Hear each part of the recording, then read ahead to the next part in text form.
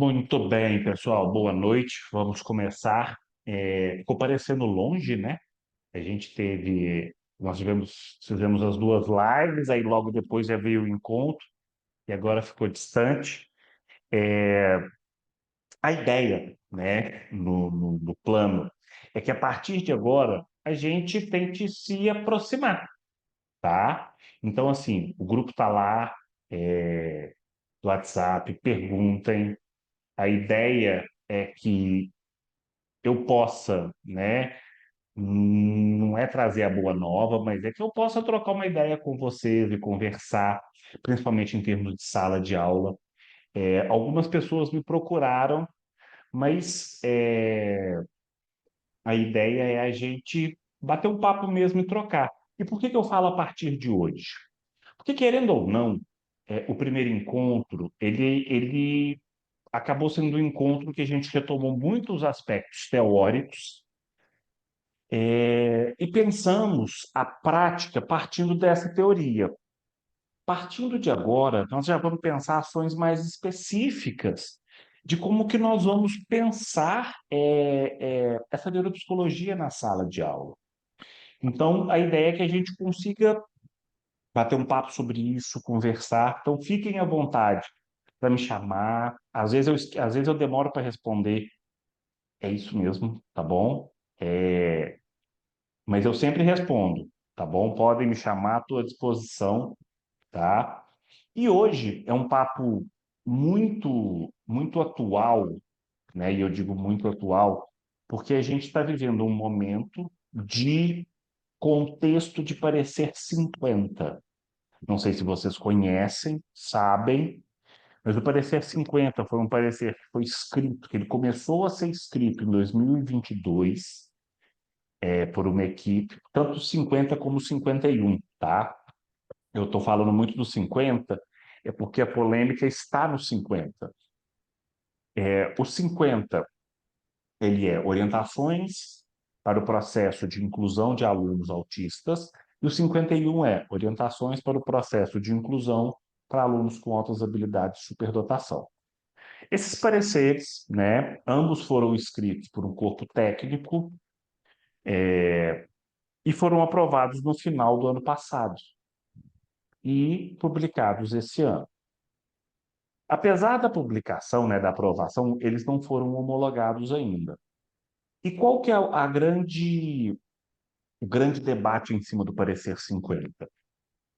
O primeiro grande debate muitas pessoas têm falado que o parecer 50, né, esse é o argumento deles, é que foi um parecer feito por um grupo fechado de empresários e psicólogos que são voltados para o ABA, né, Análise Aplicada do Comportamento, e que esse parecer só viria a favorecer esse grupo.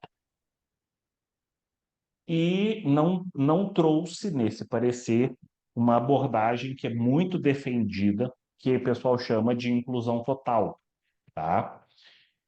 E do outro lado tem sim, realmente as pessoas que escreveram o parecer, sim, são pessoas que são sim ligados ao ABA, defendendo o parecer. Até hoje o parecer não foi homologado, né?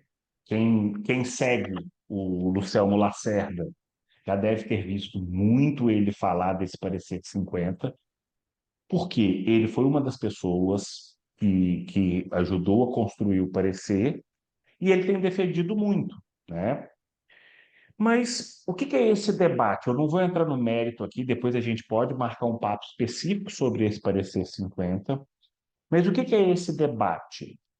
O que está sendo debatido, né, trocando em miúdos, é um resumo de todo o processo histórico da educação brasileira.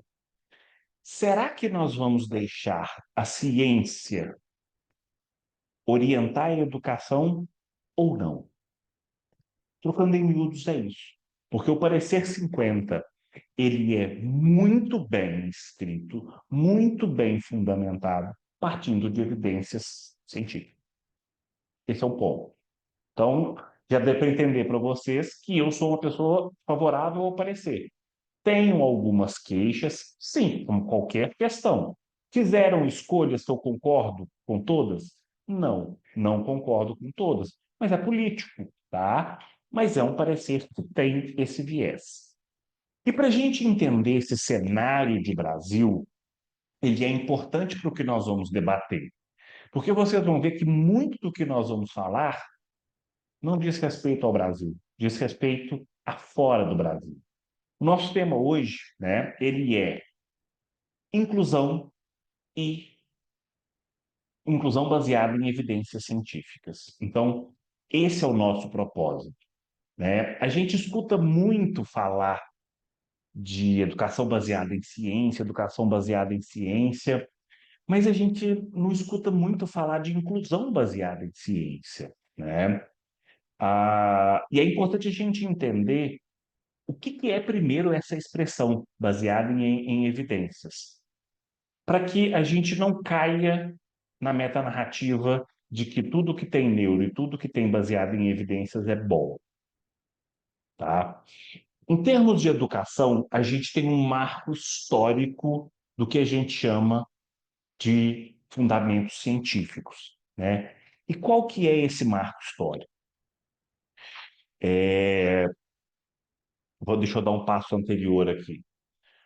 O que que é, né? E é importante a gente frisar isso. O que que é uma educação baseada em evidência? É uma educação que tem uma abordagem pedagógica fundamentada e respaldada por dados construídos a partir de pesquisas científicas. Esse é o ponto, né? Baseado em evidências não significa que, eu li num livro que funciona assim. Não, não é isso. Qual que é a fundamentação? Quais que são os dados, né? E por isso que muito da dificuldade da gente entender educação baseada em evidência é porque eles são construídos por cientistas, pessoas que estão dentro do laboratório. E a chegada à escola sofre muitas modificações. E muitas vezes a gente deixa a evidência de lado e traz para a escola o que alguém leu, de alguém leu, de alguém leu da evidência. Então, é muito importante, eu gosto muito desse discurso, porque é ele que marca o Neuroclass. O Neuroclass ele surge em 2021, em meio à pandemia, principalmente para quem estava no contexto de Belo Horizonte, pensando nisso. Gente, a gente tem tanta coisa, por que que nós não estamos usando isso? Por que que isso não está chegando? Então, é a gente usar estratégias testadas e validadas, tá? Esse é um ponto fundamental. Não é aquele papo de, eu faço isso há 30 anos. Não, isso não é testado e validado. Eu alfabetizo alunos há 50 anos, todos os meus alunos saem alfabéticos. Não, isso não é testado e validado. Eu sou uma boa professora porque todo mundo gosta de mim. Não, isso não é testado e validado. Significa que 100% vai dar certo? Não, porque nenhuma pesquisa tem 100% de eficiência ou de eficácia. Mas significa que os testes e a validação mostram que esse é o melhor método, esse é o melhor fundamento, esse é a melhor prática.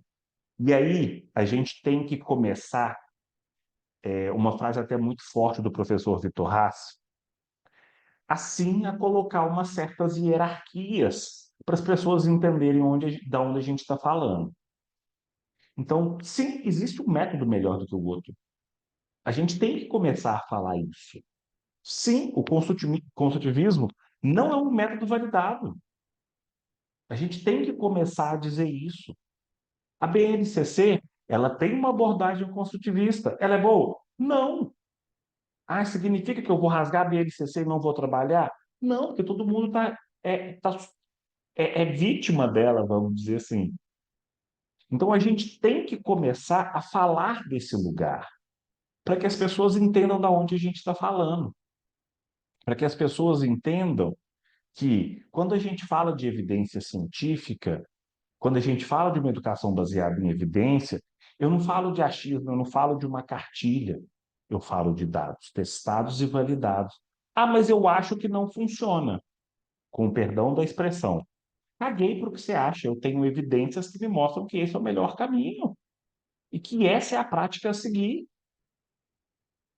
Então, é a gente entender que a fundamentação, né, científica que a gente tem, ela tem um respaldo validado. Então, quando a gente pega, por exemplo, o TDE, né, que é um teste de desempenho escolar, TDE 2, e que ele avalia leitura, escrita e aritmética, isso não foi alguém que achou, isso não foi uma provinha que foi feito para uma turma fazer ali. Não, eu tenho métrica, eu tenho parâmetro, eu tenho uma escala de avaliação. Então, levar isso é muito importante. E por que que isso, né, para a educação é algo muito complicado? Primeiro, porque falar de pesquisa em educação no Brasil, a gente ainda pensa que as crianças, a gente assim, né, é uma expressão que a Annelise gosta de usar, a curva normal, ainda pensa que as crianças vão ser colocadas dentro de uma sala fechada, ninguém vai entrar, não vai ter interferência e lá eu vou fazer o teste com os alunos. Não, não é assim que as coisas funcionam, né? As pesquisas educacionais, elas têm todos os parâmetros, né? Recomendo muito que vocês acompanhem o pessoal da Rede CPE, Rede Ciência para a Educação, porque essa é a premissa da Rede CPE. É os pesquisadores que estão lá, né? Professor Roberto Lente, Paulo Matos, Rochelle, Vitor Rassi, que é o pessoal que está dentro do laboratório, produzindo conteúdo, querendo conversar conosco, que estamos dentro da sala de aula, para ver como isso funciona. Então, a gente precisa expandir um pouco o nosso olhar para o que é uma pesquisa educacional. E existe um marco, né, e um marco muito recente. Se a gente fala, por exemplo, de pesquisa, né, da psicologia científica, a gente tem um marco longo. Se a gente fala, né, de estudos da física. Mas quando a gente fala de pesquisas educacionais, nós estamos falando de algo muito recente. Por quê? Há pouco tempo atrás que nós começamos a preocupar com eficiência e eficácia.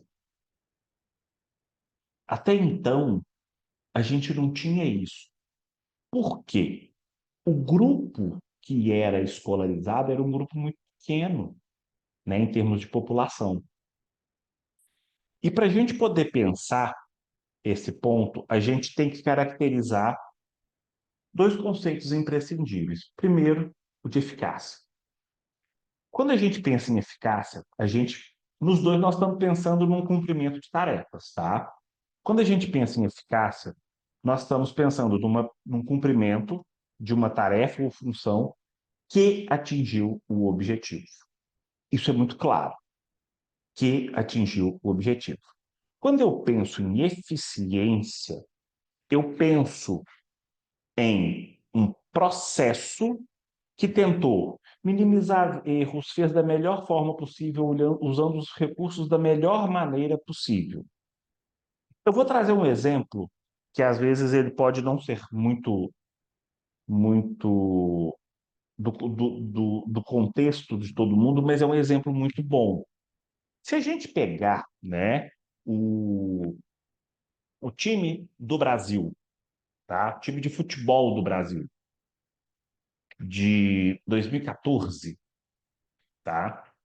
O time de futebol do Brasil era, no papel, o melhor time do mundo, com os melhores jogadores de cada um dos clubes, sendo os melhores clubes do mundo. O time jogava bonito, o time driblava, o time tinha posse de bola, marcava, mas perdeu de 7-1 da Alemanha no Mineirão, no Brasil. O que é o paralelo que eu tentei fazer? Era um time eficiente? Sim, o time executava. Quando fazia gol da melhor forma possível, na melhor tática possível. Pouquíssimos erros, usando os melhores jogadores que tinha disponível no país. Só que o time não foi eficaz, o time não ganhou. Então, quando a gente pensa, né, levando isso para a sala de aula, O que é uma professora eficiente? É aquela professora que ela tem boa vontade, ela corre atrás, ela estuda, ela vai lá, né, entender sobre instrução direta, tenta fazer isso, diversifica. Só que o processo dela tá bom, só que ela ainda não tem resultados, porque a prática dela ainda não não teve o esperado, que era a escolarização.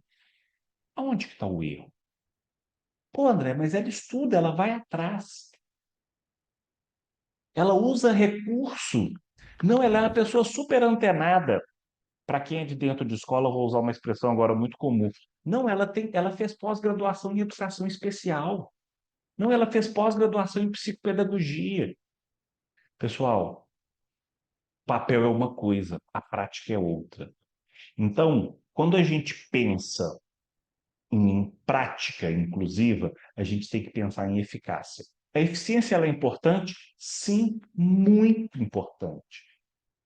Mas se eu me preocupar só com o processo, eu não me preocupo, eu deixo de lado os resultados.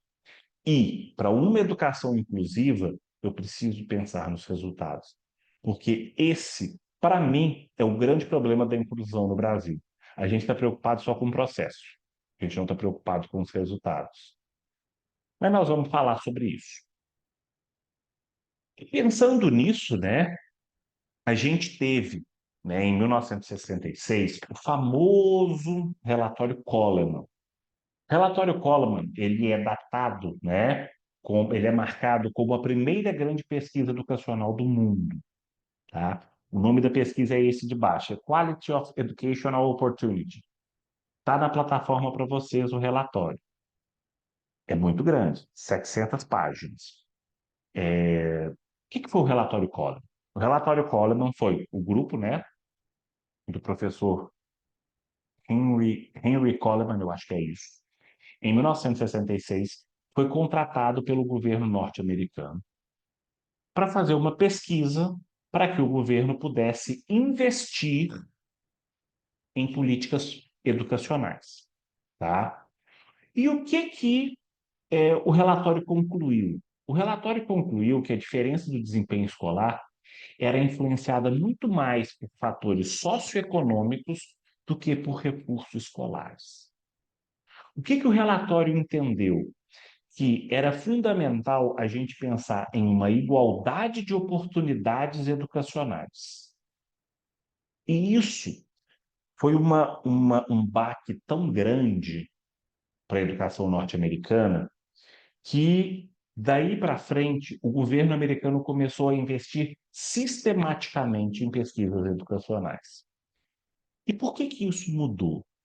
Porque eu li rápido, de propósito, mas olha só, os fatores socioeconômicos influenciam muito mais do que os recursos escolares. O que significa isso? Que não adianta eu injetar milhões e bilhões e trilhões de dinheiro na educação dentro da escola, se os fatores econômicos eles são muito mais determinantes. Isso tem lá no relatório, que é uma parte muito legal, que eles levantam, né, uma hipótese. Claro que o relatório tem alguns problemas metodológicos, algumas coisas, mas eles pontuam, por exemplo, que isso está escrito lá, que o bom professor ele tem um efeito muito pequeno, muito menor, né, muito pequeno, não, muito menor em estudantes de alto nível socioeconômico comparado com baixo nível socioeconômico. O que significa isso? Trazendo aqui para o nosso contexto, que o professor de periferia ele consegue ter um impacto, se ele for bom, muito maior do que o mesmo professor bom numa escola boa. Por quê? Porque casa, o conhecimento prévio que a criança traz de casa, faz com que ela tenha uma maior facilidade para desenvolver conhecimento acadêmico. Isso está no relatório, tá? Isso não sou eu. O relatório deixou isso muito explícito, que foi uma surpresa para o governo e que foi muito ruim, né? Por quê? porque todo mundo queria uma boquinha do dinheiro da educação. Porque falar que está investindo em educação é bonito, é bacana, gera política, gera envolvimento, gera engajamento, gera voto, né? E o relatório Coleman foi muito marcante por isso. O conceito de literacia familiar veio do relatório Coleman. O que que é esse conceito, né? De que o impacto das famílias no processo de escolarização é muito maior do que mesmo de um bom professor, tá? Mas o relatório Coleman, ele abriu portas para o que hoje a gente vê, e principalmente o que a gente viu na década de 90 nos Estados Unidos. Um boom de pesquisas para falar assim, opa, peraí, vamos entender isso aqui melhor? Vamos entender esse cenário da educação? Porque isso a gente vê refletido. Não necessariamente nos dados do PISA, né? Se a gente pegar o PISA 2022, os países que mais investiram são os que têm as melhores notas. Mas os países que têm a menor desigualdade e um índice da população socioeconômico melhor, têm sim as melhores notas. Esse é um ponto, né? E eu gosto muito de trazer, contextualizar o relatório Coleman, primeiro, porque historicamente ele é importante para a gente. Segundo, porque a conclusão dele já quebra um grande mito que a gente vê de que sem dinheiro não se faz educação. E aqui com muitas aspas, tá? Por que que eu coloco aspas? Porque o fato de ter dinheiro investido na educação não significa que ele está bem distribuído, em termos de remuneração, em termos de recurso, ainda mais em termos de Brasil, quando a gente pensa num cenário, um país continental como o nosso. Mas vamos lá, né? O tempo passou, as pesquisas desenvolveram, e hoje, né, graças às tecnologias de ressonância magnética, eletroencefalograma, a gente consegue saber como o cérebro funciona. A gente sabe como o cérebro funciona. E um grande livro para a gente poder entender isso é esse livro do professor Derraine, que chama-se É Assim que Aprendemos. Agora o que eu vou falar é completa interpretação minha, tá bom? Esse livro, em outras línguas, o título foi uma pergunta de como aprendemos? Em espanhol, em francês, mas em português, não. Ele é uma afirmação. E a afirmação ela é minha porque eu falo assim, a gente não pode perguntar para o brasileiro como a gente aprende, senão vai aparecer cada coisa que a gente precisa afirmar para dizer que o caminho é esse. Esse é um livro muito bom e que o professor Derraine ele sustenta o processo de aprendizagem, né, por quatro grandes fatores, por quatro grandes pilares. Mas ele constrói, né, para chegar a esses quatro grandes pilares, todo o processo de aprendizagem, de como o cérebro aprende, né? Não teria como a gente descrever melhor o livro, né? Então, toda aquela parte, né, que a gente conversou na aula passada, de memória de trabalho, de memória de longo prazo, de motivação, ele traz isso, esse funcionamento do cérebro, né? E para a gente entender como o cérebro aprende, eu preciso retomar isso. Que é aprendizagem para a neurociência? O que é aprendizagem para a neuropsicologia? Aprendizagem ela é mudança de comportamento. E mudança de comportamento, pensando em cérebro, é criação de novas sinapses, podas de outras, consolidação, robustez de novas sinapses. E isso se dá pela relação entre fatores internos e fatores externos. Sem essa relação, eu não tenho aprendizagem. E uma frase célebre desse livro, né, é: todos os aprendizes se beneficiam de atenção focada, envolvimento ativo, feedback de erros, um ciclo de reflexão diárias e consolidação noturna. Aí, vocês muito atentos podem falar assim, André, peraí, mas você não falou nada de inclusão ainda? Nós não vamos chegar na inclusão, não? Chegamos. Olha a afirmação. Todos os aprendizes. Esse é um ponto importante. porque a gente tem que tirar a inclusão de que é tudo diferente, de que eu tenho que fazer. Não. Existem coisas que são parâmetros para todos os alunos. Não é porque o aluno ele é autista que ele vai aprender só no lúdico, que ele vai aprender via construtivismo. Não. O funcionamento, o benefício do funcionamento de atenção focada, envolvimento, feedback e repetição é válido para todos. A dosagem disso que vai mudar. E aí vem o ponto. O que a gente pode tirar de fatores que favorecem a aprendizagem, considerando o funcionamento do cérebro? Primeiro, atenção. Faço um parênteses sobre atenção, porque recentemente a Nelise fez um post, eu acho que foi no Instagram, falando sobre atenção. Porque muitas vezes a gente tem uma leitura equivocada, muito equivocada, e que prejudica muito a nossa avaliação e a nossa ação, de que o aluno com TDAH, ele não tem atenção, ou ele é desatento, como a gente costuma falar.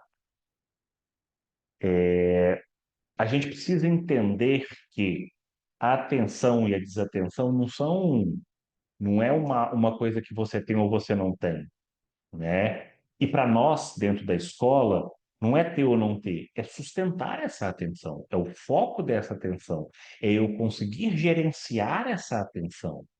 Por que eu falo que um bebê eu preciso ali de coisas rápidas?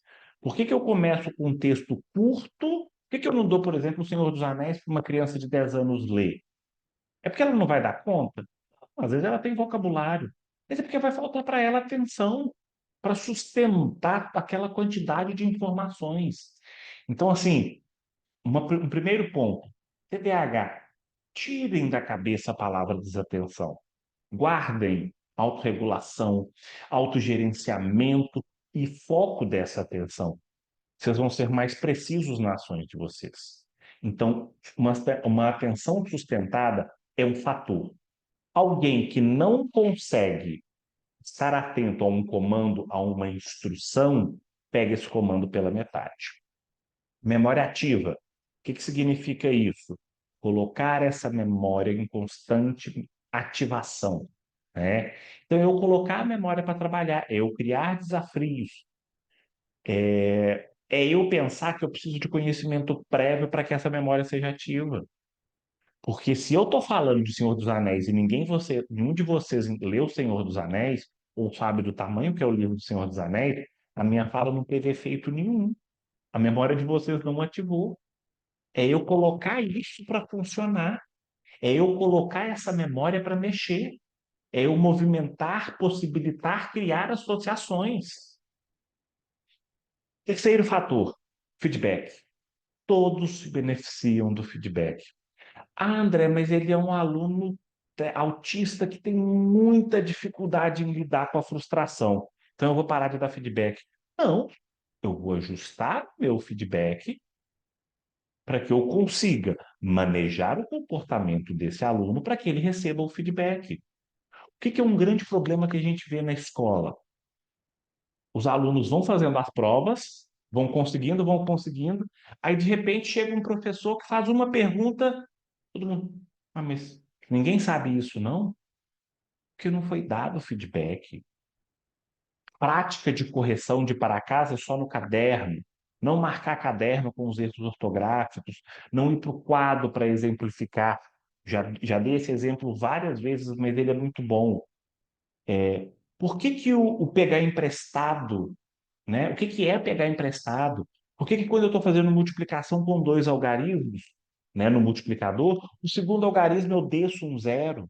É eu dar feedback disso. Eu dar feedback de erros, eu dar feedback de acertos. Quantas crianças são boas e não sabem que são boas porque ninguém falou para ela que ela acertou? Quarto, terror das famílias. Repetição. Por que terror das famílias? Porque, gente, infelizmente a criança não fica 24 horas por dia na escola. E na escola, a minha intenção pedagógica, ela precisa ser muitas vezes instrucional. mas eu preciso que a criança repita em casa. Então, não tenham medo ou receio de falar para as famílias: ah, mas o para casa é muito repetitivo. É sim. Sabe por quê? Porque quando você manda um para casa repetitivo e fica tentando justificar com a família que não é, fica feio para você. Porque está evidente que ele é repetitivo. Você fica assim, não, mas é porque ele precisa dar uma treinadinha. Depois ele vai parar de ser. Não, gente, ele é repetitivo porque tem que ser repetitivo. Porque eu preciso de repetição. Ninguém faz a tabuada uma vez e já guardou os fatos ali. É piloto automático. É decorar? É decorar. Não tem expressão bonita disso, não. Não tem que florear isso, não. A repetição é fator de qualidade de aprendizagem. Quanto mais se repete, melhor aprender. Vai aprender. Ajustar essa repetição ao longo do ano, ajustar os momentos de repetição. Não é colocar para fazer a lição durante um mês, depois nunca mais fazer. Não. Ajusta isso. E o principal, qualidade do sono. O sono, ele é um elemento fundamental para o processo de aprendizagem. Hoje, né, principalmente para os mais velhos, para os professores de crianças, né, de crianças e adolescentes aí que já têm uma maior autonomia e que as famílias param de se preocupar um pouco com o sono, isso tem sido um grande desafio, porque pega o telefone e ali, dá 4 horas da manhã, tá rodando vídeo no TikTok. Ah, é por causa do TikTok? Sim e não, mas é porque não está dormindo. A gente precisa de sono. Sono é qualidade de aprendizagem. Então, aquela expressão assim, que enquanto uns estão dormindo, enquanto uns estão trabalhando, os outros estão dormindo, não é mó bobagem. Porque quem quer ter alto rendimento precisa dormir, porque grande parte da sua aprendizagem é dormindo. E isso não é conversa de coach, não. Isso é conversa de ciência. A ciência já mostrou que durante o sono, a gente tem liberação de toxina, a gente tem consolidação de memória. Está dado. Beleza. Chegamos na tão falada inclusão. Quando a gente pensa em inclusão, depois de todo esse processo, a gente tem que pensar que para uma real inclusão eu preciso de 4 pilares. Primeiro, acesso. Ok, entendo que no Brasil nós estamos bons nos acessos, nosso acesso está melhorando, os alunos estão chegando mais. E os alunos chegando mais, eu não estou naquela frase de que agora tem mais autista, não. Não, as crianças estão chegando mais à escola. Muitos nem iam. Nível 2, nível 3, deficiência intelectual, deficiência física, deficiência visual. Estão chegando. Segundo ponto para uma inclusão real: permanência. Não basta eu abrir matrícula, liberar, incentivar aí, se esse aluno não fica na escola. A inclusão ela tem que lutar, e lutar mesmo, com o que ela pode, para que o aluno fique. Terceiro ponto: participação. Esse aluno, ele não tem que só ir ficar numa salinha no canto ou fora da sala de aula. Não, ele tem que participar do contexto escolar. E, para mim, o mais difícil em termos de Brasil, aprendizagem. Esse aluno, ele tem que aprender, senão não é inclusão, senão é colônia de férias, é hotelzinho. Ele tem que aprender. E hoje, né, o que que a gente tem de mais atual, né? E o que que a gente tem os documentos nos contando e nos falando disso? A gente tem uma metodologia para a inclusão chamada Desenho Universal para Aprendizagem, Universal Design for Learning. Essa é uma terminologia que veio da arquitetura para quem é bom de memória e já estudou formação de professores, fique tranquilo, porque o professor reflexivo também veio da arquitetura, mas não era bom. Esse é bom. Que é esse desenho universal para aprendizagem? É a gente poder pensar uma sala de aula universal. Não tem outra explicação. É a gente pensar uma sala de aula universal, em que a ação docente consiga atingir todos. Nossa, André, mas então você está falando da inclusão total, que o aluno vai e ele aprende até onde ele dá conta. Não. Porque quando a gente fala de desenho universal para aprendizagem, a gente está falando de um guideline. O que é um guideline? Essa é uma expressão muito usada dentro da psicologia, uma expressão muito usada dentro da medicina. São diretrizes, são normas que eu preciso seguir para que eu consiga fazer um desenho universal. Desenho universal já aparece na política de inclusão de pessoas com deficiência, não me engano, em 2016, se minha memória não estiver ruim. Que quando vai falar lá da inclusão de pessoas autistas, fala uma educação que possibilite um desenho universal e uma adaptação razoável. Essa é a expressão que está. E essa é uma expressão que tem sido mundialmente usada. Infelizmente, no Brasil, o desenho universal para aprendizagem, ele ainda está para a universidade, ele está só ali, para a universidade que eu falo em termos de estudo, para uma ou outra pessoa, ele está longe de ser uma realidade, né? É melhor que a gente tem de mais atual. É perfeito? Não. Mas nós já temos evidências de que, quando a gente tem uma prática bem orientada, e vocês vão ver como que isso funciona, a chance da nossa eficácia ser boa é altíssima. O que são, né? O que é o desenho universal para aprendizagem? Primeira coisa, ele é um modelo prático, ele não é um modelo teórico. Ele é um modelo prático que o principal propósito é enriquecer as oportunidades de desenvolvimento de cada estudante, mediante planejamento pedagógico contínuo e utilização de mídias digitais.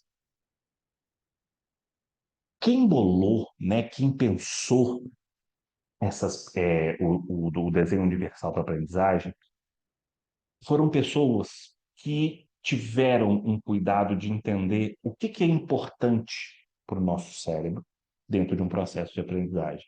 E sim, foram pessoas que leram É Assim que Aprendemos. E vamos entender o que é isso, o que é esse modelo prático, tá? Primeira coisa, o desenho universal de aprendizagem, ele se baseia partindo de três pontos. Primeiro, redes de conhecimento. O que da aprendizagem? O que eu vou aprender? Segundo, estratégias. Como eu vou aprender? E terceiro, por que eu vou aprender? Que é o que eles chamam de rede afetiva. E uma coisa que eu acho muito legal, né, do desenho universal de aprendizagem é que eles não abrem mão do lugar da onde eles falam. Então, percebam, esse é o informativo que eu tirei do próprio guideline deles. Percebam que vem o desenho do cérebro, mostrando em qual áreas, né? Claro que muito didático isso, né? Em qual áreas a gente vai estar atuando, beleza? Mas isso aqui é só uma pontinha. E por que o desenho do cérebro é importante? Porque se a gente tem intencionalidade, se a gente está preocupado que a nossa ação seja intencional, eu tenho que saber como ser. Então eu tenho que entender como que eu vou ali, né? E aí aqui eu vou ser muito didático, tá, pessoal? Como ali que eu vou ativar o pré-frontal na questão das tomadas de decisão, na questão da resolução de problemas. Como ali que eu vou trabalhar com o hipocampo para colocar as associações. Como ali que eu vou trabalhar com o lóbulo parietal para trabalhar ali com questão de linguagem. Ah, peraí, linguagem? Por que o método fônico, né, ele é colocado como o método da aprendizagem? Porque a gente já sabe que o cérebro não aprende por imagem, ele aprende por som. Simples assim. Então, se alguém te perguntasse, eu acho que o método fônico não funciona. A resposta é, não, o cérebro aprende por som. Não é porque ninguém quer vender método, não. Por isso. Então, o desenho universal de aprendizagem, ele considera essas áreas do cérebro e como atuar nelas. Esse é o grande guideline, o grande planejamento do desenho universal de aprendizagem. Não precisem copiar, já está tudo na plataforma para vocês, inclusive um em branco para vocês poderem trabalhar com isso.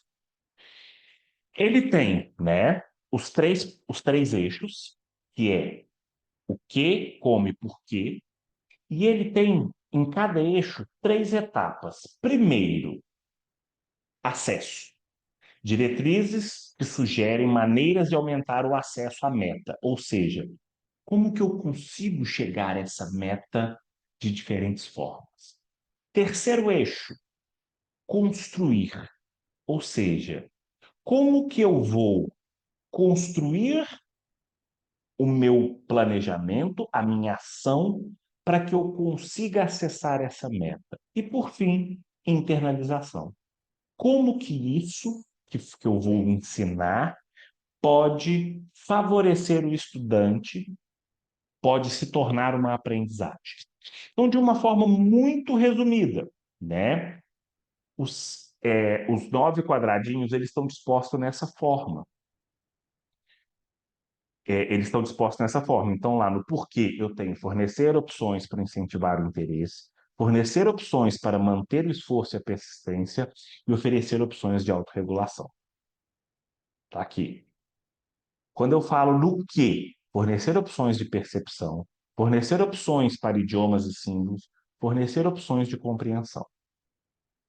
Como? Fornecer opções para ação física, fornecer opções para expressão e comunicação, fornecer opções para função executiva.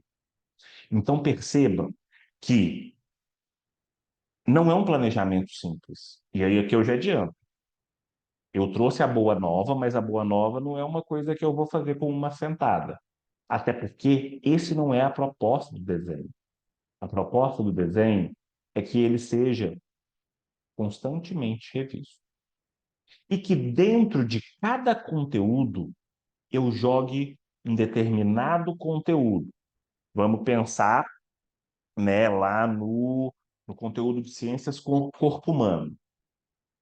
Como que eu mantenho o interesse dos alunos?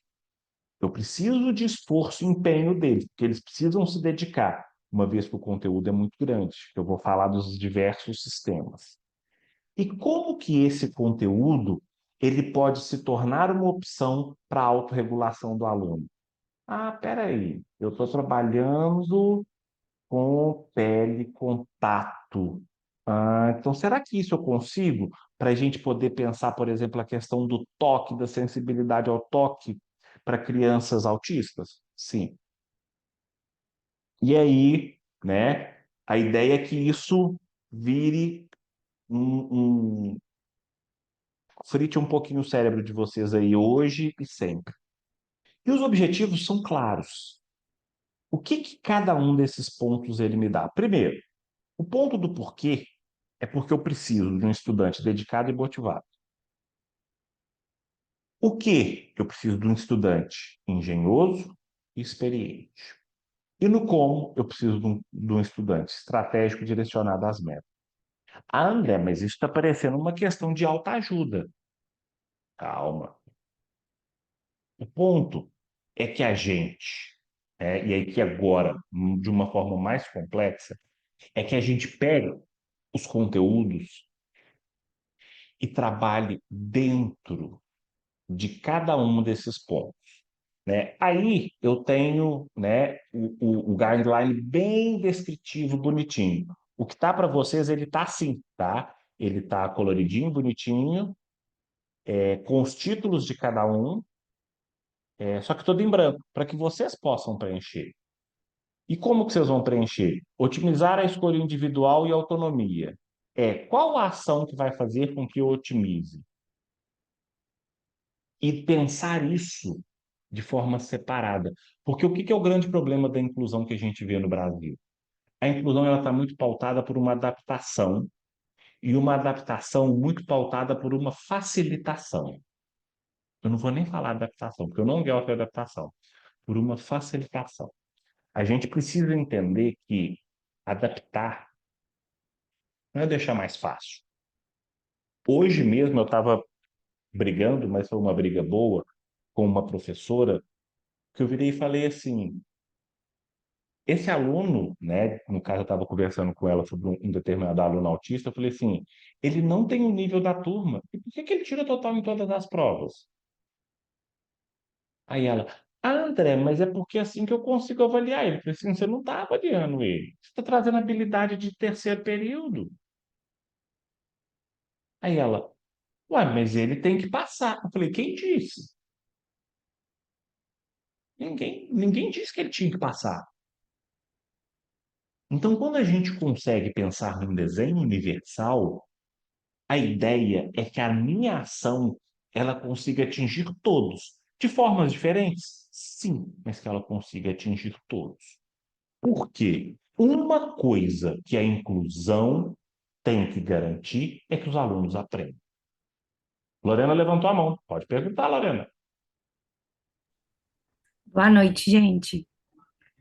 Na verdade, eu quero só fazer uma observação. A escola que eu trabalho, a gente tem uma linha bem parecida com essa, sim. E aí eu tô aqui me pegando na construção do PDI dos meus alunos, né? E esse modelo é o que a gente precisava, é o que faltava. Eu não conhecia e eu tô de fato fascinada e vejo até uma facilidade para essa elaboração, porque como ele vem dividido ali, né? E a gente às vezes fica ali quebrando a cabeça para colocar ali habilidades que aquela criança vai ter que desenvolver para aquela faixa etária, né? E a gente pega um modelo assim tão bem estruturado, acaba que fica até mais fácil de pensar nessas atividades que a gente vai ter que trabalhar com eles, né? Mas Nossa, é eu esse tô o ponto. É esse o ponto, porque muitas vezes a gente tem dificuldade de adaptar, porque a gente não consegue enxergar as o coisas todo, né? separadas. Porque é Uhum, esse o grande ponto. E pode ficar tranquilo, esse modelinho já está lá na plataforma, o site. E aí tem um porém. Um porém que é importante eu falar. A tradução é português de Portugal. Então é importante você dar uma conferidinha, tá? ah, tá. Não é português de Brasil. E o site, ele é todo em inglês. Mas se você precisar de qualquer ajuda, você pode me chamar que eu te ajudo, tá bom? Nossa, eu vou querer muito, porque assim, eu tô até com os PDIs para montar de 3 alunos que eu tenho, cada um com as suas especificidades, mesmo todos eles estando dentro do espectro autista, mas cada um, né, tá ali no seu percurso, no seu caminho, e é, de fato eu enxerguei aqui de uma forma muito mais tranquila. E olha que eu já Sim. tenho, assim, até uma certa experiência para fazer PDI, sabe?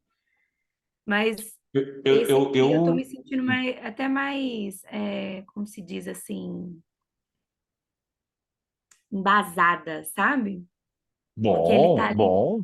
eixo, sabe? É. Quando a gente usa esses termos, assim, uma pergunta. Eu usando esse modelo, eu tenho que colocar lá a referência, né? Referência. É. Aí tá no material que tá no, Tem material na lá, tem o plataforma. site. Coloquei Tá. um livro para vocês também sobre Uhum. desenho universal. E aí, falando em PDI, é, infelizmente, pessoal, PDI no Brasil é um copia e cola de habilidades, tá? Fala de um modo geral, tá bom? Eu já vi muito PDI bom, muito PDI muito bom. Mas o que eu já vi de PDI aqui, se eu falar para vocês que é PDI, vocês caem para trás. Então, assim, é uma ótima ideia essa que a Lorena. Vamos pensar aqui dentro, porque eu estou pensando no PDI, né? O próprio PDI e PEI para algumas regiões, e PEI tem sido muito mais usado hoje por causa da linguagem da análise do comportamento, a função é a mesma. Quando eu falo de um PDI, eu falo de uma adaptação curricular. Se é um aluno que não precisa de adaptação curricular, eu não preciso fazer PDI. Se é um aluno que precisa só de um jeito diferente de apresentar o conteúdo, porque ele precisa de mais recursos visuais, não preciso de PDI, ok? Mas a gente volta para aí. E para a prática. Então vamos falar as famosas adaptações, né? Primeira coisa, adaptação não é deixar as coisas mais fáceis, é modificar a apresentação do conteúdo a partir da individualidade do aluno. A adaptação deve explorar o potencial do aluno, avançar no conteúdo, seguir o currículo, ter metas e objetivos, acontecer com todas as disciplinas e avaliar. Uma adaptação que não avalia não é adaptação, e ser elaborada a partir do aluno. O que que a gente tem de diferente? Quando a gente pensa em adaptação de atividade, primeira coisa, eu preciso adaptar a estrutura, eu preciso isolar objetivos, e esse aqui, para mim, é o grande erro. O que é isolar objetivo? Se eu tenho um texto de 6 parágrafos e cobro uma interpretação, beleza. Qual que é meu objetivo? Eu quero avaliar a interpretação. Sim, mas esse aluno ele não tem memória de trabalho suficiente para manter um texto de 6 parágrafos. Então, eu vou colocar uma linha, eu adapto. O que que eu fiz? Eu isolei o objetivo que eu quero trabalhar, tirei lá o objetivo da leitura, porque ele consegue? Consegue. Mas eu sobrecarregaria tanto a memória de trabalho dele, tanto a atenção dele, que eu ia perder o meu objetivo. Então, eu preciso isolar os meus objetivos para que eu consiga fazer uma boa adaptação. Texto. Eu preciso pensar em quais tipos de texto adaptar. Vocabulário, principalmente aí o que a Lorena falou. E para nós, mineiros, se a gente está tratando com alunos autistas, a gente tem que ter uma atenção muito grande ao vocabulário, porque às vezes a gente usa vocabulários que não vão ter compreensão, né? Aqueles famosos exemplos. Joãozinho comprou 47 laranjas e comeu 12. A pergunta dele vai ser: ele vai passar mal porque ele comeu 12? Ele não vai nem lembrar do probleminha. Letra. Atenção, letra cursiva não é fator de aprendizagem, tá? É forma. O ano passado, a aluna que tirou 1.000 no Enem, na redação do Enem, fez uma letra de forma. E vários países não usam cursiva. Recursos de imagem, gráficos, tabelas de interesse.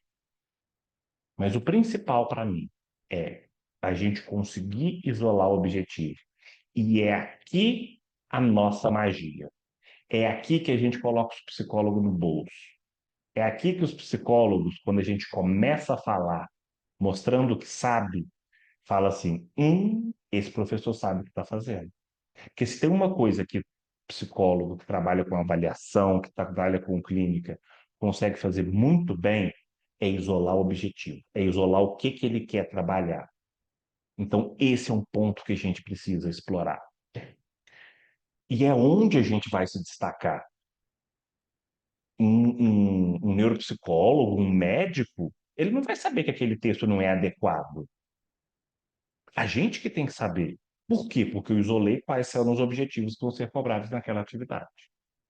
Um segundo tipo de adaptação, que é a adaptação de currículos, ficou errada de escrito. Primeiro, objetivos. Qual que é o objetivo de aprendizagem do currículo? Conteúdo. Como esses conteúdos? Volume desse conteúdo. A organização desse conteúdo. Como que eu vou mexer? Eu vou misturar, eu vou trazer, vou fazer umas ciências humanas e misturar história e geografia? Eu vou trazer umas ciências da natureza de uma forma mais ampla? Eu vou trabalhar, por exemplo, como o Enem, com linguagens, e não vou trabalhar só com português? Então, eu preciso pensar na organização desse conteúdo. Aprofundamento. Aonde eu posso aprofundar, aonde eu não preciso aprofundar. Esse aqui é um caso que também é muito comum, porque muitas vezes a adaptação curricular é eu não aprofundar demais em determinados assuntos para que eu consiga repetir mais vezes e, ao longo das séries, eu ter aí o aprofundamento adequado. Por exemplo, na matemática, no português, eu consegui ali segurar algumas coisas. Currículo depende de conhecimento prévio. Eu não posso fazer uma adaptação de um currículo de 6º ano se eu não sei quem é esse aluno, quem era esse aluno no 5º ano. Como é que eu vou adaptar esse currículo do 6º ano se eu não sei quem ele era? Se eu não sei o que ele aprendeu? E aqui não é só fazer uma avaliação diagnóstica, é mais do que isso. Sabe por quê? Porque às vezes esse aluno, por exemplo, nem foi exposto à divisão. E eu estou adaptando lá fazer trabalhar divisão. Não, ele nem foi exposto. Então eu preciso conhecer da onde esse aluno vem. E velocidade é o outro ponto. Como eu vou acelerar? Porque se a gente pegar, por exemplo, um currículo escolar anual, é muita coisa. É coisa demais. Coisa demais. Tá? E a gente precisa ver, esse aluno consegue tudo? Ele consegue aprender tudo ou ele só consegue passar por tudo? Mas se a ideia é prática, vamos conversar um pouquinho sobre adaptação. Eu trouxe uma atividade adaptada de uma professora que me cedeu, tá bom? Da família também que me cedeu, mas eu escondi todos os dados. Que eu tenho aí uma atividade de ciências, tá? A professora foi muito didática na organização, porque ela manteve muito bem o, a numeração das questões. Então, vamos lá. Do lado esquerdo de vocês, vocês têm a prova não adaptada, do lado direito, vocês têm a prova adaptada. Aluno autista de segundo ano, tá bom? Contexto: aluno autista de segundo ano, não tem deficiência intelectual, já lê, já escreve. Questões motoras acentuadas, questões sensoriais acentuadas, e a leitura dele ainda, a leitura dele não é adequada para a série, tá? Então ele, se a gente fosse pensar em termos de série, ele está no início do segundo ano, ele teria ali uma leitura de silabando ainda, de meio de primeiro ano, tá? Primeira questão, era uma imagem, um cartaz, que pede para os alunos trabalharem, identificar qual era o tema do cartaz. O que a professora fez? Ela isolou a habilidade, porque ela está cobrando uma interpretação de um cartaz, ela cobra a leitura da alternativa, são só duas alternativas, tá? Ela cobra a leitura da alternativa, mas ela cobra um entendimento profundo desse cartaz. E para um aluno que tem muita dificuldade em relação a contexto, né, não é adequado. O que ela fez? Qual que é o objetivo? Ele entender qual que é o mosquito da dengue. Ela adaptou, colocou, usou recurso de imagem, manteve a questãozinha fechada. A questão 2 foi muito boa, tá? Por quê? Percebam que ela não só modificou a atividade, porque ela estava.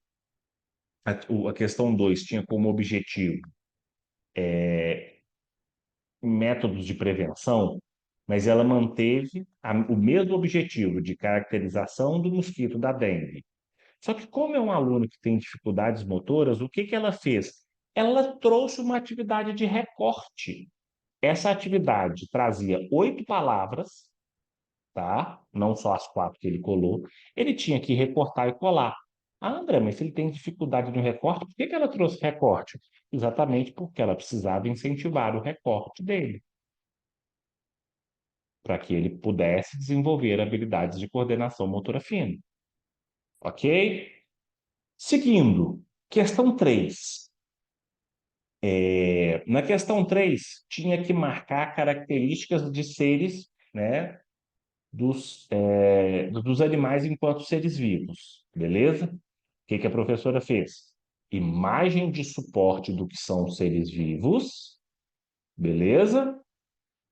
Explicação de vocabulário, reproduzem, ela colocou entre parênteses lá, tem filhotes, e objetivo claro, entender o que são seres vivos. Por quê? É uma criança literal.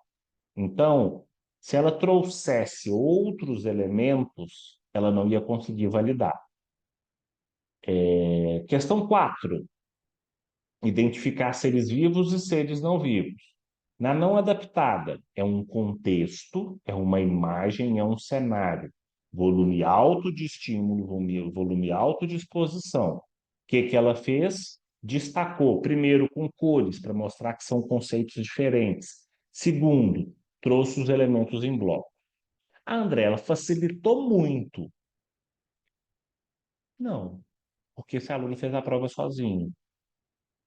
E aí que vai um ponto que eu vou conversar com vocês depois. Terceiro ponto, a questão 5 e a questão 6 era complexa demais, porque demandavam escritas de palavras. que ele tem muita dificuldade. Se vocês verem aqui como que ele escreveu seres vivos e seres não vivos, olha para vocês verem como que falta pressão, né? Ele não tem organização e demandou muito esforço para ele poder escrever só isso, tá? E inclusive a escolha de não vivo foi uma estratégia da professora, porque a gente não usa mais não vivo, né? É... Nossa, gente, fugiu o nome. Não é, a gente não usa mais seres não vivos, é elementos, né? E agora fugiu o nome. Vou lembrar. Eu fugi no conteúdo aqui. Mas vamos seguir. Ela trouxe que era o que que era essa imagem? Contextualização de imagem, né, para ele poder localizar aqui os componentes da imagem. Como que ela adaptou? Trouxe os componentes separados, ele não mais precisava escrever e ele tinha que ligar. O que que foi um ponto interessante dessa atividade? A professora quis montar uma atividade para que o aluno fizesse sozinho, sem suporte. Ah, André, mas ele tem direito a suporte. Sim, mas por que não tentar ver o que esse aluno consegue fazer sem suporte? Então, por mais que pareça que ela facilitou, ela teve um objetivo claro, tá? De tirar o suporte. Ó, meu quadrinho subiu atrás. De tirar o suporte. E para vocês verem, né? E aí eu trouxe uma coisa que, para mim, é emocionante ver isso, ainda mais pensando no contexto. O aluno fez sozinho. Uma outra atividade desse mesmo aluno. Essa era a atividade não adaptada. Podemos localizar pessoas e objetos por meio de referência. Leia as dicas abaixo e complete a cena. Desenhe um sol do lado direito. Desenhe, colocou lá um monte de elemento para trabalhar, direita, esquerda, atrás e frente. Esse aluno, desenhar seria algo demais para ele. Então, o que que foi feito? Para ele recortar. E ele tinha que colocar a montanha atrás da casa. Olha onde ele colou a montanha.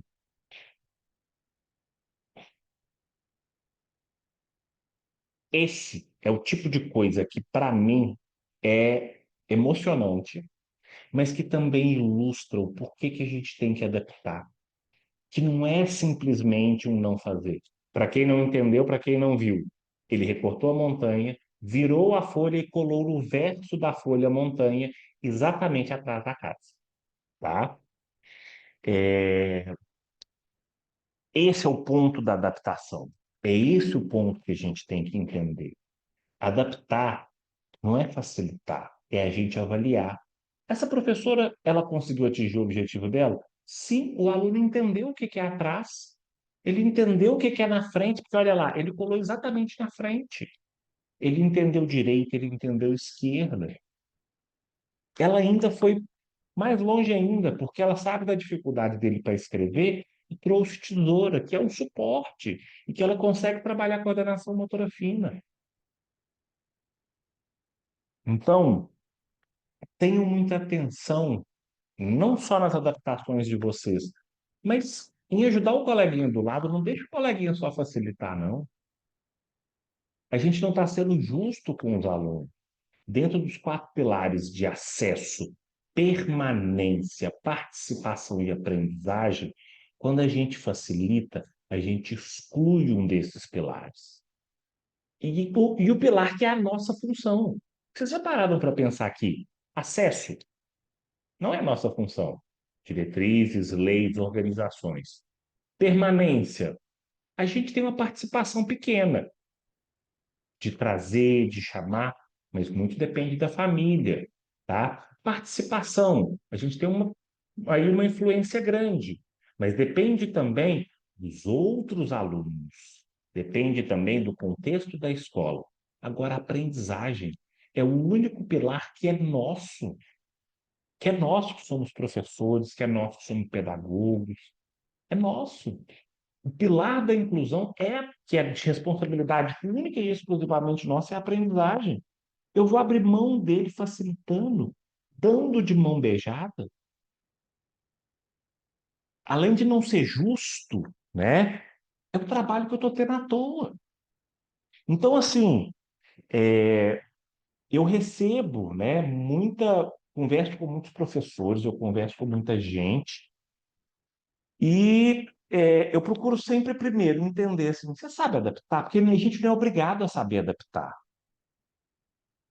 A gente pode ter dificuldade porque não é fácil. A gente não aprendeu a isolar o objetivo de aprendizagem. A gente coloca uma questão contexto de interpretação e acha que a única habilidade é a interpretação. Então, cabe a gente também ajudar e dizer e pontuar isso para as famílias. Porque tem família que, quando recebe um 6 do filho na prova, fica triste, porque acha que o filho tem que passar. Eu preciso deixar as coisas mais claras. Uma inclusão, né, baseada em evidências, primeiro, ela parte dos pilares de inclusão, que eu preciso de aprendizagem. Porque se eu tiro a aprendizagem, não é nem inclusão. E sim, falar disso, conversar sobre isso, é muitas vezes falar de um lugar utópico, que nós estamos longe, que o Brasil não faz inclusão. Mas, gente, se a gente não começar a fazer, a gente nunca vai sair do lugar, né? Para quem segue a professora Kátia, né, eu cito muito ela, porque eu gosto muito dela. Os últimos posts dela, ela tem sido, assim, muito direta às críticas, que ela é uma professora de língua portuguesa, tá? Ela tem sido muito, muito direta às críticas dela, a professora Kátia Simone Benedetti, lá no Instagram. Eu dei a referência e não dei tudo, né? E a gente tem que começar a ser assim. Não dá para a gente ficar em cima do muro, né? Ainda mais nós, profissionais que estamos aqui, que estamos num lugar que temos que saber, né, falar. Então, por exemplo, e aí trazendo um pouquinho para a clínica, às vezes as famílias chegam para mim assim: "Ah, André, o meu filho tem autismo, ele está numa escola construtivista, o que que você acha?" Não, não titubeio, não. Não, ele precisa de instrução direta. Nessa escola ele vai ficar perdido, ele não consegue se gerenciar. É entender isso, da onde a gente está falando. É, é saber aonde a gente se baseia. E uma dica: se a gente quer pensar em inclusão, saiam do Brasil. Nas pesquisas, tá? Não é fisicamente, não. Continuam aqui, a gente precisa de vocês aqui. Mas saiam do Brasil, busquem fora. Porque as nossas referências de inclusão no Brasil hoje, em termos de pesquisa, um, não são boas. Elas são daquilo de que a gente chama, né, de inclusão total. Que é o aluno, ele está na escola, ele aprende o que ele tiver que aprender. Ele não precisa de suporte. Se ele der conta bem, se ele não der, tudo bem. Ele está dentro da escola. Ou aquela famosa frase: "Ah, ele vai para a escola para socializar." Não. Ele não vai para a escola para socializar. Para socializar, ele vai para o parque, ele vai para a praça, ele vai para o parquinho, ele vai para a escola para primeiro aprender. Socializar é consequência, porque essa é a estrutura da instituição. Ok? Dúvidas, perguntas, piadas, desabafos, fofocas? Ai, gente, peraí. Muito bonitinho a montanha colada do verso da folha, né? Eu acho, nossa, eu pirei. Eu mandei para todo mundo. Claro que eu pedi autorização. Eu mandei para todo mundo, eu achei super legal aquilo. Ah, eu E achei tinha, também. Fofo. Eu tenho um comentário a fazer. comente. Tá Ah, gravando, Eu nem mas vi tem que você, problema não. eu nem vi que Não, você eu tô aqui estava aí. assistindo desde o início. Só tem um comentário e ainda bem que tá gravando. Velho, puta que pariu pra sua aula. O que que eu falo há mais de 10 anos? Tudo bem que eu tô do lado de cá e eu tenho pouco acesso a isso. Mas o que que eu falo há mais de 10 anos que falta operacionalização? Velho, tá desenhado. Entendeu? Agora, por que que nós estamos só 6 aqui, meu filho? A minha angústia aqui é como é que eu te coloco lá. A missão de vida agora, eu tô com taquicardia, vou precisar tomar um ansiolítico para dormir. Porque que desesperador, todo mundo tem que ver isso. Não, maravilhoso esse documento aí, ó. Já postei, já aprendi, já li, já mandei no WhatsApp uma punhada de gente. Sensacional, né? Às Não, vezes maravilhoso, né? até o meu, pensa assim, até o meu discurso vazio, gente, precisamos a inclusão precisa ser ideológica, a inclusão precisa ser operacionalizada, no conforto da clínica aqui, ó. É isso mesmo, eu sou um imbecil. Olha aí, André. É isso que precisa ser feito. Sim. Ai, Ellen rindo, ainda bem que vocês me conhecem já. Mas é isso. Hã? Mas é isso. Vou pensar no projeto. Mas é isso, né? O desenho universal de aprendizagem, ele tem algumas críticas, tá, pessoal?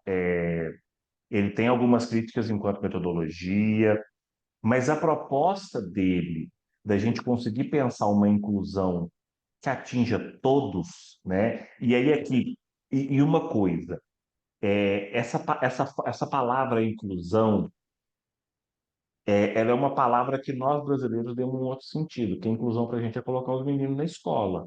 Porque quando se pensa em inclusão dentro de pesquisa, não se exclui a aprendizagem, tá? Não se fala duas coisas, não. Inclusão significa aprender. Então, por isso que vocês vão ver que muita coisa, e aí, assim, de novo, me coloco à disposição. Por isso que muita coisa dentro lá dos guidelines dos desenhos de aprendizagem universal de aprendizagem, às vezes eles colocam de uma coisa tão rápida, mas que para nós brasileiros não é rápida. Já temos pesquisa no Brasil do desenho universal de aprendizagem para o ensino de matemática para anos finais, para alfabetização, mas são pesquisas que estão assim meio pingadas. Essa de matemática é genial, é genial. Eu vou tentar achar esse artigo, esse eu salvei, mas eu não coloquei na plataforma, tá? Mas eu vou tentar achar esse artigo porque é muito legal a gente ver é, isso na prática, né? O pessoal desenhando, usando isso. E por isso que tem esse nome, desenho, porque a gente desenha a nossa prática, não é uma cópia da nossa prática. Eu não copio o que está no livro. Gente, a Nelita é feroz assim, mas vocês podem falar, tá bom? Ela tá com essa cara de brava assim, mas fiquem à vontade. Tô Se alguém, indignada. se alguém Tô inclusive quiser indignada que perguntar, não tem mais gente aqui. se alguém inclusive quiser perguntar alguma coisa para ela sobre o negócio do TDAH que eu falei, pode ficar à vontade, tá? Não, André. O palco é seu, meu filho. Brilha mais. Eu concordo com a Annelise. Eu acho que tem pouca gente, muita gente precisaria ouvir, principalmente nós professores, né? Quem está em sala de aula mesmo com as crianças e que consegue, na verdade, direcionar o atendimento, porque às vezes no atendimento é a partir do que nós professores observamos em sala que a gente consegue até fazer uma indicação, pedir, né, que seja feita uma avaliação. Então, é dentro da sala de aula que isso acontece.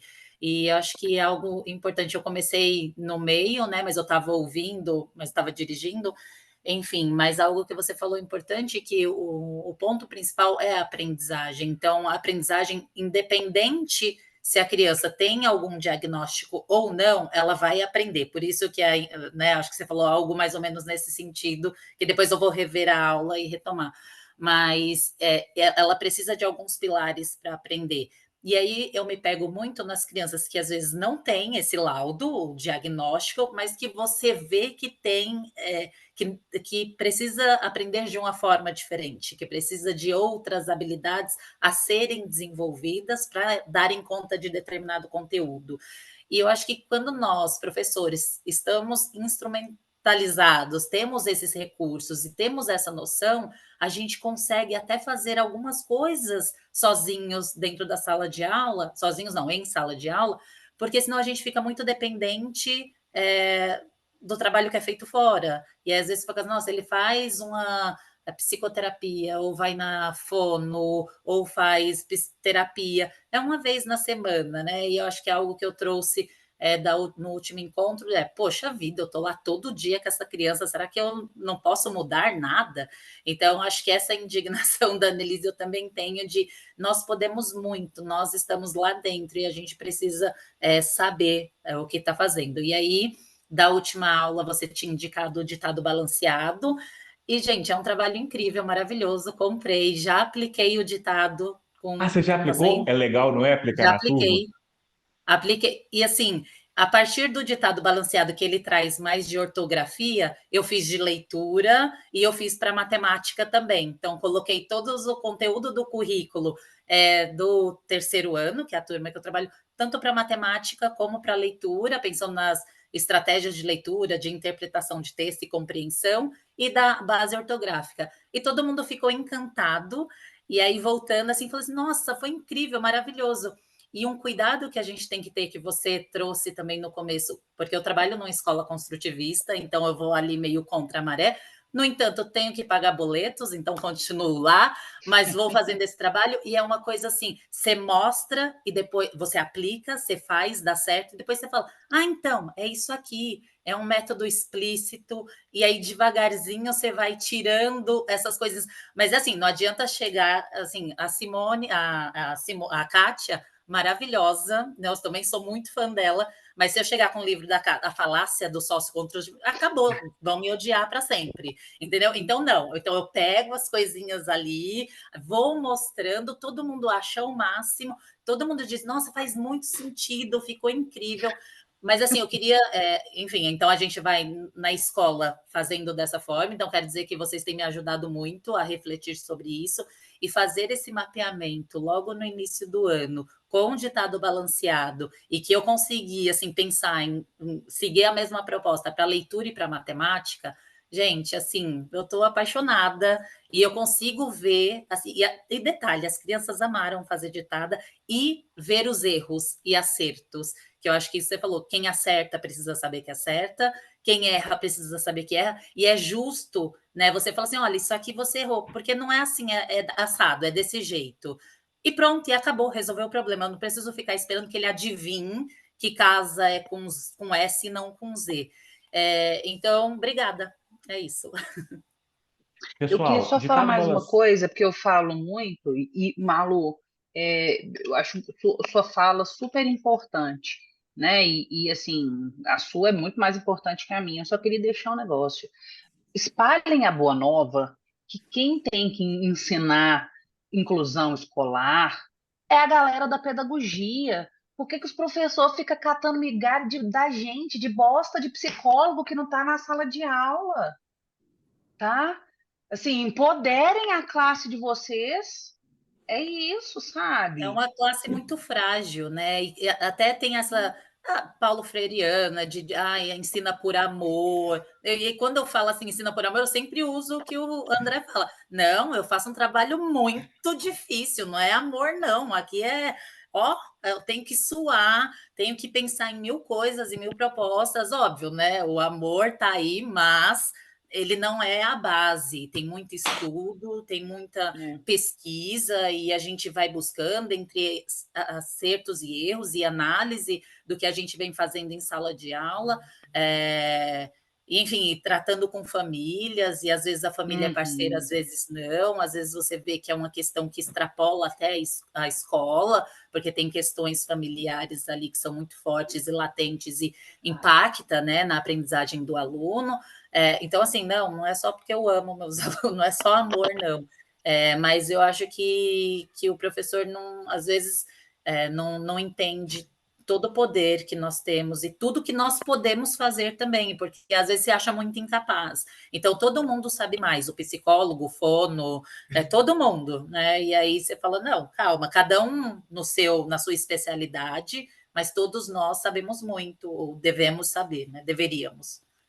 Algumas coisas que eu acho importantes sobre sua fala, Malu. A primeira delas, às vezes eu falo de um lugar muito revoltado contra o construtivismo, mas eu sei que a gente tem que fingir que a gente gosta, porque todo mundo tem que pagar boleto. Não tem Exato. problema, tá? Você não está traindo o movimento, tudo bem? A gente finge. Mas A assim, gente a faz o que gente. pode. Isso. Mas a gente não pode deixar de plantar algumas coisinhas. A Malu deu o exemplo do ditado. Gente, eu já cheguei, em certos momentos, de deixar um livro em cima da mesa. Qual livro? Porque os alunos não gostam da escola. Por quê? É um livro que o título chama atenção. E todo mundo que passava perguntava: que livro que é esse, André? Pô, é um livro super legal. Ele tenta explicar por que que os alunos não gostam, como que a gente vai melhorar. Então, é a gente conseguir que mais gente entenda do que nós estamos falando. Segundo ponto, eu esqueci de mostrar. Esse é o ditado balanceado, tá? É um teste, tá bom? Ele é um teste psicométrico validado. Vocês encontram ele no site da Rograph. Não é um teste barato, né? Se não me engano, eu acho que é uns 380. Mas as folhas são baratas depois, se você precisar. Ele tem para aplicação individual e para aplicação coletiva. Super tranquilo de aplicar, mas se alguém tiver dúvida na correção, pode me chamar que eu estou à disposição E para tem muito auxiliar passo a você. passo da explicação do livro também, né, até assim, e eu acho que Tem um e manual. é foi excelente, até assim, de questões ortográficas, que às vezes a gente esquece, que não sabe, e aí que você fala que ilumina de fato, É. a questão de como fazer. Foi excelente. Vem o manual de aplicação e vem um livro chamado Estratégias e Técnicas de Intervenção em Escrita Alfabética e Ortográfica. Tá? Então, assim, para quem é professor de Fundamental 1, que ele é a partir do terceiro ano, tá? Vale a pena, sim. E um ponto muito, muito, muito importante. Independente de onde a gente estiver, seja construtivismo, seja fingindo, seja não é amor. Não é amor, tá? Para determinadas coisas, não tem aqui, não dá para fingir, não. E como que a gente mostra que não é amor? É falando da onde a gente está. O psicólogo vai vir conversar, gente, ele vai dar banho na gente para falar de inteligência, de cognição. É na hora de falar de objetivos de aprendizagem, na hora de falar de adaptação, na hora de falar de como é que é esse aluno, é eu que vou dar banho nele. Eu tenho que saber aonde é o meu lugar para que eu possa ser efetivo. O que é um dos grandes problemas hoje da educação? A gente ter psicólogo querendo ser professor, professor querendo ser psicólogo. O que acontece? Os dois fazem uma merda de serviço, porque eles não são. Eles não são. Então, cada vez mais eu tenho vindo para onde eu estou, para onde eu falo, para onde eu sou. Por mais que eu goste de alçar voos, né, na psicologia, de vez em quando eu sento para conversar um pouco, né, eu ainda tenho uma facilidade, porque eu sou o único não psicólogo da clínica, então eu ainda tenho uma facilidade para conversar, para falar, mas eu sei onde é o meu lugar, né? E uma coisa que eu acho legal é que o meu lugar, né? Porque assim, e aí falando um pouco, né? Eu estou dentro de um lugar onde eu estou cercado de pessoas fodas num cenário nacional e internacional. Annelise, Laís, Andressa, Natália. E aí, no meio, né? No meio de uma, por exemplo, dar um exemplo que aconteceu, no meio de uma reunião técnica, estava lá, eu acho que era a Laís. A Laís estava debuiando lá em modelos cognitivos, falando, falando, falando, que é a área dela. Aí, de repente, ela vira e fala assim: não, mas quando a gente está falando de aprendizagem na escola é assim, não é, André? E aí você fala assim: não, mas isso foi uma bobagem. Não, não foi. Por quê? Porque ela, quando foi falar de aprendizagem de escola, por mais que ela saiba disso, ela falou assim: não, peraí, não é, André? E buscou uma confirmação ali. Então, né, foi uma coisa que eu falei assim: opa, peraí, meu lugar está bem estabelecido. Eu não quero ser psicólogo, não quero falar disso, meu lugar é outro. Então, saibam se colocar, né? O, o grupo, ele tá lá, mandem, perguntem, falem, conversem, podem mandar, assim, quem sabe, quem já me chamou, conversou comigo, sabe como às vezes, mesmo na loucura, eu sou super disponível. Se vocês quiserem, André, vamos abrir para a gente que está aqui, vamos abrir um dia para a gente conversar um pouquinho sobre o ditado? Vamos, às vezes até a Malu apresenta o ditado balanceado para a gente participa, porque a ideia é essa. Nós somos poucos, somos. Mas se a gente conseguir ser pouco e cada um ser pouco aonde está, a gente aumenta isso. Não adianta a gente querer chegar e dominar o mundo de uma vez. Tem que ser devagarzinho. Tem que ser aos pouquinhos plantando sementinhas. E no caso do ditado balanceado, a gente também faz até adaptações, né? Dependendo da série Sim, que você tá, do conteúdo, dá para mudar. Porque eu não fiz no papel as fichas, mas eu montei a planilha no computador, na Excel, né? Porque para ter arquivado. E até apresentei para a escola como algo que quando eu fiz o ditado balanceado e coloquei todas aquelas expectativas, mas não serve só para o ditado. O ditado foi o que vai me dar o mapeamento do que as crianças precisam. E a partir desse mapeamento, eu vi onde está mais falho, e aí começo a pensar em outras atividades para ver se eles vão evoluindo no que apareceu como defasagem. E aí coloquei abinhas com o nome de cada atividade embaixo, usando o mesmo, né, aquele mesma planilha.